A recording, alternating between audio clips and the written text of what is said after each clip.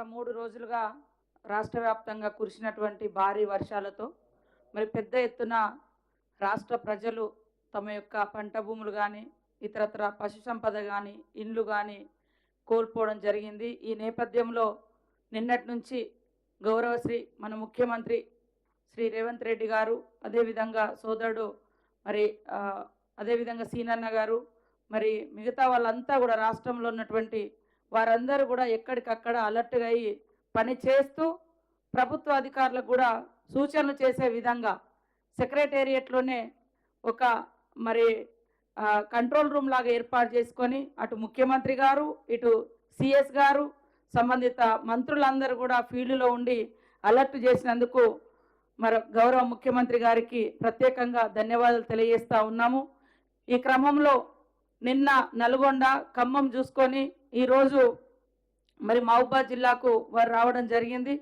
అదేవిధంగా ఈ కార్యక్రమంలో పాల్గొంటున్నటువంటి స్థానిక మన మహబూబాద్ ఎంపీ గారు, అదేవిధంగా డోర్నకల్, మహబూబాద్, మరి భూపాల్పల్లి, వరంగల్, పాలకుర్తి ఎమ్మెల్యేలు, అదేవిధంగా సోదరులు, ప్రభుత్వ సలహాదారులు అయినటువంటి వేం నరేంద్రన్న గారు, మరి అదేవిధంగా ఇల్లెందు ఎమ్మెల్యే గారు, మా కలెక్టర్, ఎస్పీ, ఇతర శాఖల అధికారులు, మున్సిపల్ చైర్మన్ గారు, అధికారులకు అందరికీ కూడా హృదయపూర్వక నమస్కారాలు, ధన్యవాదాలు తెలియజేస్తా ఉన్నాను. ముఖ్యంగా రెడ్ జోన్ కింద మహబూబాద్ జిల్లా లేదు. ఏది మనకు ముందు వచ్చినప్పుడు రెడ్ అలర్ట్ కింద లేకుంటుండే కొంచెం ఫ్రీగా ఉన్నాము. కానీ మొత్తం రెడ్ జోన్ కింద మహబూబాద్ కానీ ములుగు సైడు ఇంకా భూపాల్పల్లి అటు సైడు ఉండే. కానీ సడన్గా 31 నాడు సాయంత్రం ఇది ఎఫెక్ట్ అయి తెల్లారి వరకు గ్రామాలలోకి నీళ్ళు వస్తే మరి ఎంతో సమన్వయంతో స్థానికంగా ఉండేటువంటి జిల్లా యంత్రాంగం అంతా అలర్ట్గా పనిచేసి ఇవాళ సీతారాం నాయక్ తండా ప్రజల్ని కానీ రావిరాల మహబూబాద్ జిల్లాలో కూడా మహబూబాద్ నియోజకవర్గంలో రావిరాల గ్రామంలో కూడా పెద్ద ఎత్తున పశు సంపద కోల్పోయినరు, బండ్లు కోల్పోయినరు, వాగులలో పడి అన్నీ కొట్టుకుపోయినటువంటి పరిస్థితి. ప్రాణ నష్టం జరగకుండా అద్భుతంగా సేవలు అందించినటువంటి మహబూబాద్ జిల్లా యంత్రాంగానికి అందరికీ హృదయపూర్వక ధన్యవాదాలు తెలియజేస్తా ఉన్నాను. ముఖ్యంగా పోలీస్ డిపార్ట్మెంట్ వారు కూడా రాష్ట్రంలో వారందరూ కూడా మొన్న ఖమ్మంలో కానీ ఇక్కడ కానీ అదేవిధంగా మనుగూరులో కూడా ఇళ్లలకు నీళ్ళు వచ్చినప్పుడు వారు ఉదయం పొద్దున్నే వెళ్ళి ఎక్కడికక్కడ పోలీస్ అధికారులు అందరూ మిగతా శాఖలతోటి కలెక్టర్లు కోఆర్డినేషన్ చేసుకొని మరి ఈ యొక్క సేవలు చేయడం జరిగింది.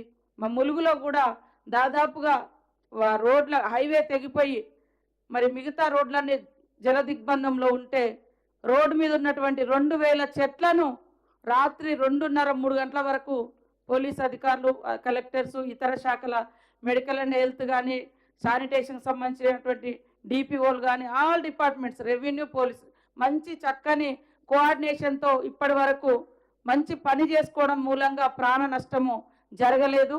కాబట్టి ఇట్లాంటి విపత్తులు ఎప్పుడొచ్చినా సమర్థవంతంగా సమన్వయంతో ముందు చూపుతో మరి జిల్లాల వారీగా, మండలాల వారీగా కోఆర్డినేషన్ టీమ్స్ కూడా మనం ఏర్పాటు చేసుకొని నేను మొన్ననే మరి ఆ రోజు నైట్ ఇక్కడికి వచ్చిన 2 రోజుల క్రితం నైట్ వచ్చి ఇక్కడ నైట్ హాల్ట్ చేసి ములుగు చూసుకొని ఇక్కడికి వచ్చి అధికారులతో రివ్యూ చేసి తెల్లారి వరకు అందరికి కూడా పునరావాసం కానీ ఇతరత్ర ఇబ్బందులు లేకుండా ఏర్పాటు చేసి బాగా నష్టపోయినటువంటి వాళ్ళకు కూడా సీతారాం నాయక్ తండలో కానీ రావిరాలలో కానీ అక్కడ లోకల్ ఎమ్మెల్యేలు, మరి అదేవిధంగా పోలీస్ అధికారులు, కలెక్టర్ గారు సమన్వయంతో, ఎస్పీ గారు అందరి సమన్వయంతో వాళ్ళకు నిత్యావసర వస్తువులను కూడా అందించి కొంత రిలీఫ్ ఇవ్వడం జరిగింది. కాబట్టి అధికారులు అందరం కూడా ఎప్పుడు ఇప్పుడు ఎక్కడెక్కడైతే డ్యామేజ్ అయిందో అది ఖచ్చితంగా ఒక హిస్టరీ లాగా నోట్ చేసి పెట్టుకోవాలి. నెక్స్ట్ వచ్చేటువంటి అధికారులకు కూడా ఇవి ఒక హెచ్చరిక లాగా, వర్షాలు పడుతుంటే ఈ వాగు ఎక్కడి నుంచి ఎక్కడికి పోతుంది, ఏ ఊరికి ఎఫెక్ట్ అవుతుంది, ఆ ఊరికి దగ్గర ఏ చెరువు ఉంది, ఆ చెరువు ఒకవేళ బ్రీచ్ అయితే ఎన్ని ఊర్లకు డ్యామేజ్ అవుతుంది అనేది ఒక హిస్టరీ లాగా కొన్ని పాయింట్స్ రాసి పెడితే అది ఎప్పుడు కూడా ఏ అధికారి వచ్చినా ఆ మండలంలో కానీ ఆ జిల్లాలో కానీ వర్షాలు వస్తున్నాయి అంటే ఆ నోట్ తీసి ఆ బుక్ చూసుకొని మరి అలర్ట్ అవ్వడానికి కూడా అవకాశం ఉంటుంది. ములుగులో కూడా మాకు గత అనుభవాలను దృష్టిలో పెట్టుకొని గత 2 నెలల నుంచి మేము అక్కడ కలెక్టర్ గారు, ఎస్పీ గారు ప్రతి 15 రోజులకు ఒకసారి మీటింగ్స్ పెట్టుకొని ఇట్లాంటి ఎక్కడికక్కడ అంటే ఎఫెక్టెడ్ ఏరియా ఎక్కడైతే ఉందో వాగులు దాటకుండా పోలీసుల చేత బ్యారికేడ్స్ పెట్టించుకోవడం జరిగింది. అదేవిధంగా నైట్ పూట అక్కడ ఊర్లలో అంటే అధికారులను కూడా పెట్టడం జరిగింది. ఏదో ఒక డిపార్ట్మెంట్ నుంచి గ్రామస్తులను అలర్ట్ చేయడం కోసం.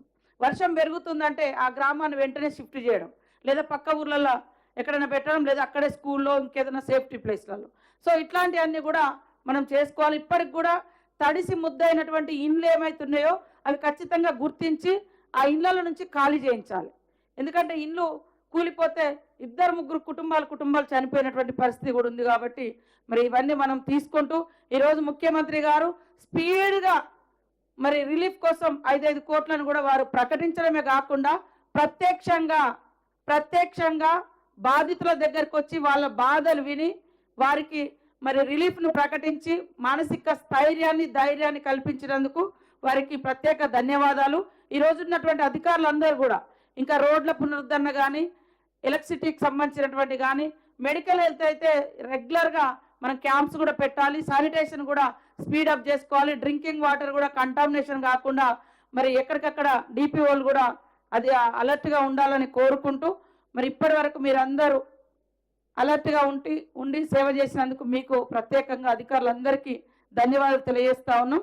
ముఖ్యంగా సీఎం గారికి, రేవంత్ రెడ్డి గారికి ప్రత్యేకంగా ధన్యవాదాలు తెలియజేస్తూ రాష్ట్ర ప్రజలకు భరోసా ఇస్తూ వాళ్ళ బాధలను పంచుకొని వాళ్ళకు ఆర్థిక చేయూతను గతంలో ఎప్పుడు కూడా పశువులకు రూపాయి ఇచ్చిన గతి లేదు 10 ఏళ్లలో.